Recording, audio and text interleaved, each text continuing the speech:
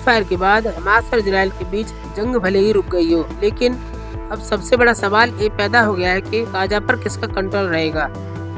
Gaza को लेकर अमेरिकी राष्ट्रपति ने एक प्लान तैयार किया है, जिसका अरब देशों ने विरोध जताया है। क्या है पूरा मामला, जानने के लिए देखते रहिए न्यूज नाइट। तुर्की के राष्ट्रपति ने कहा है कि कोई भी ताकत फिलिस्तीनियों को उनकी मातृभूमि से बेदखल नहीं कर सकती है। ट्रंप के गाजा प्लान और सऊदी अरब में फिलिस्तीनी राज्य के प्रस्तावों ने क्षेत्रीय विरोध को बढ़ा दिया है। तुर्की ने कहा कि गाजा, पश्चिमी तट और पूर्वी यरूशलेम सभी फिलिस्तीनियों के हैं। एर्दोगन ने कहा कि इजराइल और हमास के बीच युद्ध विराम समझौते के बावजूद हम देख रहे हैं कि इजरायली सरकार के पास और भी खतरनाक योजनाएं हैं। उन्होंने कहा कि जायोनी लॉबी के दबाव में गाजा के मुद्दे पर नए अमेरिकी प्रशासन के सुझाव हमारे लिए कोई मायने नहीं रखते हैं। वाशिंगटन में इजरायली प्रधानमंत्री के साथ एक संयुक्त संवाददाता सम्मेलन के दौरान अमेरिकी राष्ट्रपति ने अपना गाजा प्लान पेश किया था।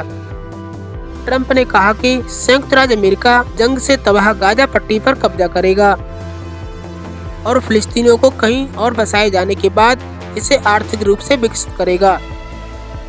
ट्रंप ने ये भी कहा था कि फिलिस्तीनियों का विस्थापन स्थायी होगा। हालांकि बाद में व्हाइट हाउस ने इस पर सफाई दी और कहा कि गाजा में कोई भी विस्थापन अस्थायी होगा। ट्रंप ने ट्रुथ सोशल प्लेटफॉर्म पर एक बार फिर अपना विचार दोहराया और ट्रंप ने लिखा कि लड़ाई के अंत में इजराइल गाजा पट्टी को संयुक्त राज्य अमेरिका को सौंप देगा। ट्रंप ने यह भी दावा किया कि इस क्षेत्र के पुनर्निर्माण के लिए जमीन पर किसी अमेरिकी सैनिक की जरूरत नहीं होगी। वहीं इजराइल के प्रधानमंत्री ने कहा था कि सऊदी अरब में एक फिलिस्तीन राज्य की स्थापना की जा सकती है, वहाँ बहुत सारी जमीन है। ट्रंप और नेतन्याहू दोनों की टिप्पणियों ने क्षेत्रीय और अंतर्राष्ट्रीय स्तर पर विरोध बढ़ा दिया है। कई देशों ने अमेरिका के गाजा प्लान को नकार दिया है। वहीं जर्मनी के चांसलर ने भी अमेरिकी राष्ट्रपति ट्रंप के विचार को पूरी तरह से नकार दिया है और उन्होंने तो ट्रंप की आलोचना करते हुए इसे एक घोटाला बताया। जर्मनी ने स्पष्ट शब्दों में कहा कि हमें गाजा की आबादी को मिस्र में फिर से नहीं बसाना चाहिए। वहीं सऊदी अरब की शूरा परिषद ने भी ट्रंप और इजराइल के प्रस्ताव का मजाक उड़ाते हुए कहा कि इजरायलियों को अलास्का या ग्रीनलैंड में भेज देना चाहिए, क्योंकि अलास्का या ग्रीनलैंड में भी इजरायलियों के रहने के लिए काफी जगह है।